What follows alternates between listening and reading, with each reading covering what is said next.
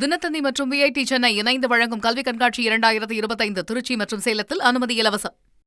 நம்முடைய திரு துக்ளக் ரமேஷ் அவர்கள் இணைகிறார். திரு ரமேஷ், இந்த பயணம் பற்றி உங்களுடைய பார்வை என்ன? இன்னைக்கு தமிழ்நாடு சட்டமன்றத்திலையும் கூட இது விமர்சிக்கப்பட்டிருக்கு, இல்லை பேசப்பட்டிருக்கு.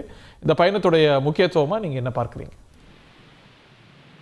சற்று முன் தங்களுடைய செய்தியாளர் கூறியது போல அவர் நாடாளுமன்ற உறுப்பினர்களுடன் சென்று ஒருவேளை உள்துறை அமைச்சரை சந்தித்தால் அல்லது திரு தம்பிதுரை போன்ற மூத்த தலைவர் அவர்களை அழைத்துக் கொண்டு சந்தித்து அங்கே ஏதாவது மனு அளித்தாலும் கூட அந்த சந்திப்புக்கு பிறகு அவர் செய்தியாளர்களை நிச்சயம் சந்திக்க வேண்டிய நிலை டெல்லியிலோ சென்னையிலோ உருவாகும்.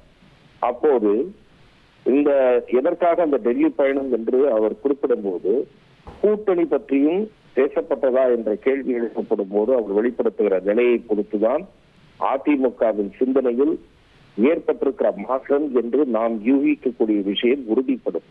ஏற்கனவே நீங்கள் கூறியது போல திராவிட முன்னேற்ற கழகம் மட்டும்தான் எங்களுக்கு எதிரி என்று அவர் கூறியது ஒரு சிக்னல் என்று பார்க்கப்பட்டது.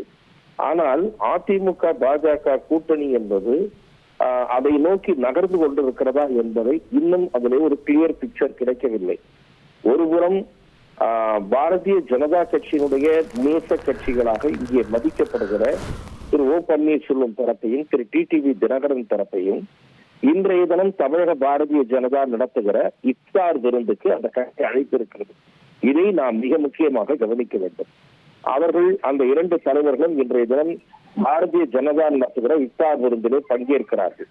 ஆகவே டெல்லி செல்லுகிற பழனிசாமி அவர்கள் உள்துறை அமைச்சரை சந்தித்தால் நிச்சயம் அளிக்கிற மனுவை தாண்டி அரசியல் பேசக்கூடிய வாய்ப்புகள் நிறையவே இருக்கின்றன. ஆனால் அப்படி பேசப்பட்ட விஷயத்தை அவர் வெளியில் சொல்ல போகிறாரா? எழுப்பப்பட போகிற கேள்விக்கு ஒருவேளை அந்த கேள்வி எழுப்பப்பட்டால் பழைய நிலையை கூற போகிறாரா அல்லது அவருடைய நிலையில் மாற்றம் ஏற்பட்டிருக்கிறதை உறுதிப்படுத்த போகிறாரா என்பதை நாம் கவனித்த பிறகுதான் அரசியல் பயணமா என்பது குறித்து ஒரு உறுதியான முடிவுக்கு வர முடியும்.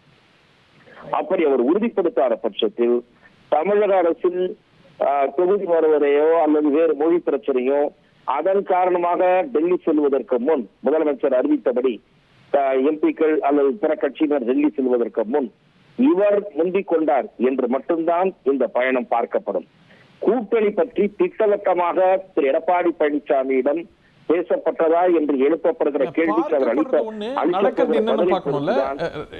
எலெக்ஷனுக்கு அப்புறம் அந்த ஒரு விரிசல் ரெண்டு தரப்புக்கும் இடையே வந்தது பிறகு உள்துறை அமைச்சரும் இவரும் சந்திக்கிறாருனாலே அதுவே ஒரு செய்தி சொல்லுது இல்லையா? அதுலயே ஒரு சமிக்ஞை இருக்கு இல்லையா? இல்லை, அதுதான் நான் சொல்லுகிறேன். அந்த பயணம் என்பது இவர் அளிக்க போகிற மனு, ஏதாவது மனு அளித்தார் என்றால் அந்த மனுவை தாண்டி அவரிடம் கேட்கப்பட போகிற கேள்விக்கு அவர் என்ன பதில் சொல்லுகிறார் என்பதை பொறுத்துதான் கூட்டணி குறித்த யூகங்கள் ஒரு உறுதிப்படுத்தப்படக்கூடிய நிலைக்கு செல்லும்.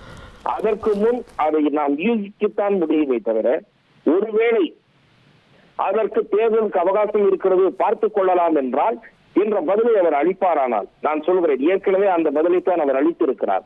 அதே பதிலை அவர் திரும்ப கூறுவாரே ஆனால் அவர் கூட்டணி குறித்த முடிவான சிந்தனைக்கு வந்துவிட்டார் என்று நம்மால் கூற முடியாது.